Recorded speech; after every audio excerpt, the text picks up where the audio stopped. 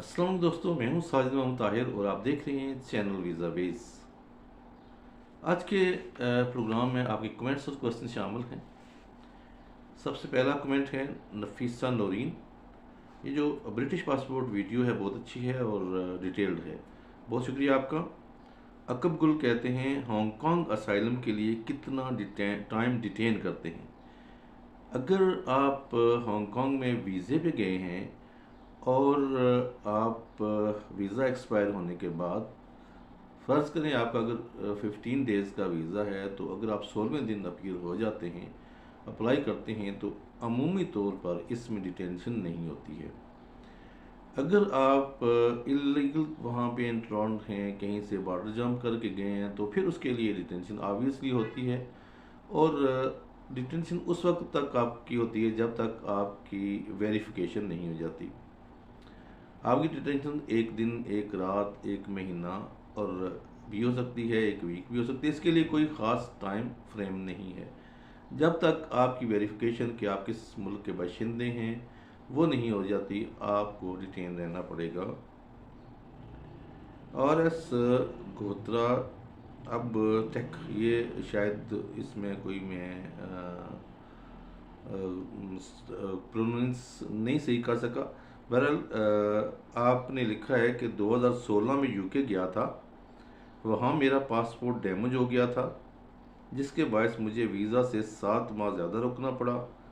फिर मैं आउट पास पर वतन वापस आ गया। क्या मैं रीअप्लाई कर सकता हूँ? उसूली तौर पर अगर आपका पासपोर्ट डैमेज हो गया था, अगर आपका पासपोर्ट यूके में गुम हो जाता है या डैमेज हो जाता है, तो उसके लिए जो प्रोसीजर है वो ये होता है कि आप उसकी लॉस रिपोर्ट या डैमेज रिपोर्ट करा के आप जाके वहाँ पे अपना नया पासपोर्ट अपने जो एम्बेसी है वहाँ से बनवा लें। लेकिन आपने वो रूट अपनाने के बजाय आपने वहाँ से किसी और वजह से, आई डोंट नो, मुझे इसमें कुछ नहीं समझ आई कि आउट पास आपने क्यों लिया है। आपका पासपोर्ट ही, आपके पास डैमेज पासपोर्ट था तो आपका पासपोर्ट बन सकता था। तो चलें, अगर आप आउट पास पे आए हैं और 2016 में आए हैं, और अगर आपके इस केस में कोई होम ऑफिस की इन्वॉल्वमेंट नहीं है, आपके डिटेन वगैरह नहीं हुए हैं, तो फिर आपके लिए कोई लंबा चौड़ा बैन नहीं था। मैक्सिमम जो बैन होता है इस तरह के केसेस में वो 5 साल का होता है।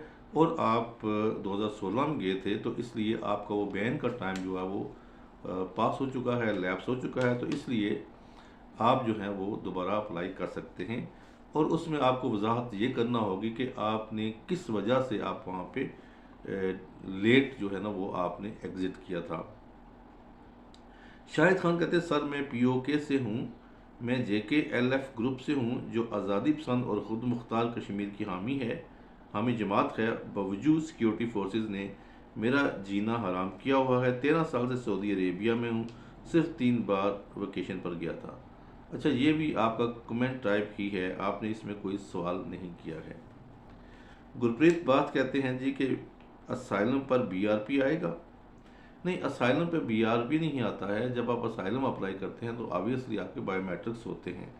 बायोमेट्रिक्स के बाद आपको एक होम ऑफिस का डॉक्यूमेंट दिया जाता है, जिसमें ये बताया जाता है कि आपने असाइलम जो है वो अप्लाई की हुई है और आपका केस जो है वो प्रोसेस में है। इस दौरान जब तक आपकी हाँ, आपके बायोमेट्रिक तो होते हैं, आपको नेशनल इंश्योरेंस भी मिल जाती है, कार्ड मिल जाता है, आपका मेडिकल रजिस्ट्रेशन भी हो जाती है। और ये कि आपके डाटा तो मौजूद होता है, लेकिन आपको BRP नहीं मिलता, क्योंकि BRP वहाँ पे उस बंदे को मिलता है जो सेटल्ड हो। तो जब आपका केस आपकी फेवर में हो जाता है, पास हो जाता है, तो फिर आपको BRP मिल जाएगा। आमर chicken shop and wholesale point Jhelum, sir सुना है हांगकांग ने असाइलम एप्लीकेशन लेना बंद कर दी हैं, ऐसी कोई इन्फॉर्मेशन अभी तक नहीं। सगीर हैदर कहते हैं सर, स्पेन के हवाले से आपकी वीडियो देखी है जो टूरिस्ट के हवाले से इंटरव्यूज़ के सवालात पर मबनी है। आप विज़िट वीज़ा के हवाले से मालूमाती वीडियो अपलोड करें। जी हाँ, एक वीडियो हमने अपलोड की थी जिसमें जो एम्बेसी ने इंटरव्यू किए थे मुख्तलिफ एप्लीकेंट्स को, और उसमें से जो निचोड़ था हमने 12 सवालों पर मुश्तमिल किया था। अब आप ये कहते हैं कि जो विज़िट के हवाले से सवाल में बेसिकली विज़िट का जो वीज़ा होता है ना वो वेरिएबल होता है, मुख्तलिफ विज़िट के वीज़े होते हैं। आप कोई अगर इवेंट अटेंड करने जा रहे हैं, किसी गेम में हिस्सा लेने जा रहे हैं, या गेम तो खैर वो वर्क परमिट में भी आ जाता है, कोई इवेंट अटेंड करने जा रहे हैं, कोई मीटिंग में जा रहे हैं, कोई बिजनेस मीटिंग में जा रहे हैं, किसी रिलेटिव को मिलने जा रहे हैं, फ्रेंड को मिलने जा रहे हैं, तो ये विज़िट वीज़ा होता है। लेकिन उसके लिए हर जो वीज़ा है उसके मुख्तलिफ सर्कमस्टेंसेस होते हैं। तो उस सिलसिले में अगर कोई आपका क्वेश्चन है तो हम आपको उसका जवाब दे सकते हैं। टी जैकी कहते हैं, साजिद अंकल, कुछ लोग कहते हैं अगर एयरपोर्ट पर असलम अप्लाई किया तो डिपोर्टेशन के चांसेस हाई होते हैं, प्लीज़ एक्सप्लेन करें। देखें, जो आपका केस है ना, डिपोर्टेशन के चांसेस उस पे होते हैं, आपके अप्लाई करने में नहीं होते हैं। अगर आपने अप्लाई कर दिया है तो असाइलम, तो फिर उसमें एयरपोर्ट पर तो उसमें फ़ायदा होता है आपका कि आपके बेनिफिट्स जो हैं वो वहीं से स्टार्ट हो जाते हैं। लेकिन अगर आप इन कंट्री जाके असाइलम करते हैं तो फिर भी ऑब्वियसली जब तक आपका वीज़ा है तब तक तो आपको कोई नहीं छेड़ता, लेकिन उसके बाद आप डिटेन हो सकते हैं और रिपोर्ट हो सकते हैं। जस्ट इन केस कि अगर आपका इंटरव्यू ख़राब है, आपने इंफॉर्मेशन जो है वो इतनी अच्छी तरह से नहीं की, या आपने अपने ही सवालात के जवाबात में आपने वेरिएशन दिखाई है, तो फिर भी लॉन्ग टर्म वो आपको रखते हैं, उसके बाद आपको रिपोर्ट कर देते हैं। लेकिन अगर एयरपोर्ट पे है तो इसमें भी कोई ऐसा नहीं है कि आपको वो रिपोर्ट फौरी तौर पर कर दें।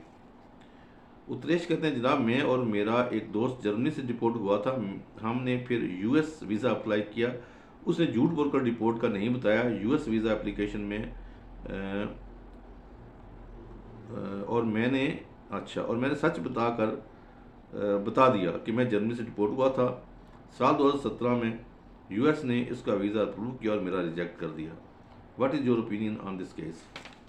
देखें, वो एक मशहूर मिसाल बनी हुई है ना कि किसी ने पूछा कि कोई बंदा कहीं से गुजर रहा था ना, तो उसने वहाँ पे कोई संतरी टाइप बंदा खड़ा था या चौकीदार या कोई भी था, तो वो वहाँ से गुजर गया। अब उस चौकीदार ने या संतरी ने उसे कुछ नहीं पूछा। दूसरा बंदा जाता है तो कहता है सर मैं यहाँ से गुजर सकता हूँ, उसने कहा नहीं गुजर सकते। मतलब अभी जो बंदा गया है तो उसको आपने नहीं पूछा, उसने कहा उसको नहीं रोका आपने, उसने कहा उसने मुझे पूछा ही नहीं है। तो ये कुछ इस तरह का मामला अपेरेंटली लगता है, तो मजाक की बात करूँ, लेकिन होता ये है कि आपने सही बताया है। आमतौर पर जब आप सही बताते हैं तो जो वीज़ा अफसर होता है ना, उसकी तमाम तवज्जो उस चीज़ पे चली जाती है। लेकिन अगर आप नहीं बताते हैं और वो आपकी छानबीन में निकला था तो फिर भी आपके लिए ख़राबी है। अब इस केस में ज़रूरी नहीं है कि सिर्फ यही वजह हो आपको वीज़ा ना देने की। आपके इंटरव्यू में मामला हो सकता है, आपके बैंक स्टेटमेंट, आपके दीगर जो कवायफ हैं, आपके जो सर्कमस्टेंसेस हैं, जो आपके जो प्रूफ हैं, जो सोर्स ऑफ इनकम हैं, आपके जो सेविंग्स हैं, आपके एसेट्स हैं, या फिर आपका कोई वहाँ पे रिलेटिव है यूएसए में, या आप जिसको जानते हैं नहीं जानते हैं, ये सारी चीज़ें सामने रख के ना ओवरऑल सिनेरियो में एप्लीकेशन का डिसीजन लिया जाता है। तो मुमकिन है कोई और बात हो, ज़रूरी नहीं है कि सिर्फ इसी बात पे आपको वीज़ा ना दिया गया हो कि आपने जर्मनी की डिपोर्टेशन का बताया था। अली चौधरी तालानी वाला 1999, अगर पासपोर्ट फाड़ कर फ्लाइट में ही फेंक दें और एयरपोर्ट पर हाथ खड़े कर दें तो के असाइलम अप्लाई करना है, क्या ऐसा ठीक रहेगा। देखिए, आमतौर पर लोग ये एक्ट उस वक्त करते हैं जब उनके पास कोई वीज़ा नहीं होता है या किसी फेक डॉक्यूमेंट पे वो ट्रैवल कर रहे होते हैं, तो वो वहाँ पे करते हैं, या फिर इस खौफ से कि अगर हमने वहाँ पे अपने डॉक्यूमेंट ज़ाहिर कर दिया तो रिपोर्ट कर दिया जाएगा। तो इसलिए ये लोग ऐसा करते हैं कि अगर हमारे पास डॉक्यूमेंट नहीं होंगे तो फौरी तौर पर रिपोर्ट नहीं कर सकेंगे। हाँ, ये तो है कि फौरी तौर पर रिपोर्ट नहीं कर सकते, लेकिन आपको डिटेन ज़रूर कर सकते हैं। और आपको ऐसे ऐसे केसेस में नजर आए तो 2-2 साल 4-4 साल तक उन्होंने उसको डिटेन ही रखा और रिलीज़ नहीं किया, और इवेंचुअली उसे डिपोर्ट कर दिया गया। तो ये डिपेंड करता है आपकी स्टोरी के ऊपर, आपकी क्लैरिटी के ऊपर, आपकी वेरिफिकेशंस के ऊपर, ये चीज़ें डिपेंड करती हैं। तो बहरहाल इस तरह का एक्ट करना, अगर आपके पास ओरिजिनल डॉक्यूमेंट है, ओरिजिनल वीज़ा है, तो फिर आपको वहाँ पे जहाज़ में ऐसा एक्ट नहीं करना चाहिए, और आपको जाकर अपने पासपोर्ट जो है वो सरेंडर कर देना चाहिए इमिग्रेशन को। राना उबैदुल्ला पूछते हैं, सर आपका ऑफिस किधर है? जी हम बेस करते हैं मीरपुर आज़ाद कश्मीर में। अगर आप गूगल पे जाएंगे तो उसमें right way travel and tours लिखेंगे मीरपुर, तो आपको तमाम डाटा, रूट और सारा कुछ आपको बता देंगे वो। हीरा मुनीब कहती हैं, अस्सलाम वालेकुम, मेरी बेटी का ब्रिटिश पासपोर्ट मैंने 22 सितंबर को अप्लाई किया था। 12 फरवरी को इंटरव्यू हुआ, लेकिन अभी तक पासपोर्ट कलेक्शन की कोई ईमेल नहीं आई। 8 माह हो गए हैं, इतना लेट क्यों हो रहा है? क्या रीज़न हो सकती है? ईमेल करके पूछें तो वो कहते हैं कि एग्जामिनेशन एंड चेक डिपार्टमेंट में पड़ा हुआ है। हाँ जी, आपने अप्लाई तो किया था 22 सितंबर को, लेकिन जब आपका इंटरव्यू हुआ है ना 12 फरवरी को, आप वहाँ से काउंट करें टाइम। वो आप टाइम काउंट करें 22 सितंबर का, उसके बाद आपका हुआ है 12 फरवरी का, उसके बाद 4 से 6 महीने लग जाते हैं। ठीक है। और ये वाकई आपका उसमें पड़ा होगा। देखिए, जब कोई भी डिसीजन ऑफिसर जो है, मतलब का डिसीजन मेकर जो है, वो एक फ़ैसला लेता है कि आपकी वेरिफिकेशन की जाए, तो वो खुद वेरिफिकेशन नहीं करता है, वो किसी डिपार्टमेंट को फॉरवर्ड कर देता है आपके केस के, वो जो आपके से उसकी वेरिफिकेशन करें, जो आपकी अपनी ज़ुबान लोग बोलते हैं। तो वहाँ से वेरिफिकेशन के बाद फिर वो डाटा वापस जाता है और फिर कलेक्ट होके तो जाके डिसीजन मेकर के पास फिर वो फैसला करता है। जब ये जो इस तरह की सिचुएशन है, इसमें कम अज़ कम आपको जो टाइम है वो काउंट करना चाहिए 12 फरवरी, क्योंकि ये 8 माह इस तरह नहीं बनते हैं। उम्मीद है कि आपको आज की इन्फॉर्मेशन पसंद आई होगी। Thank you so much. अल्लाह निगहबान।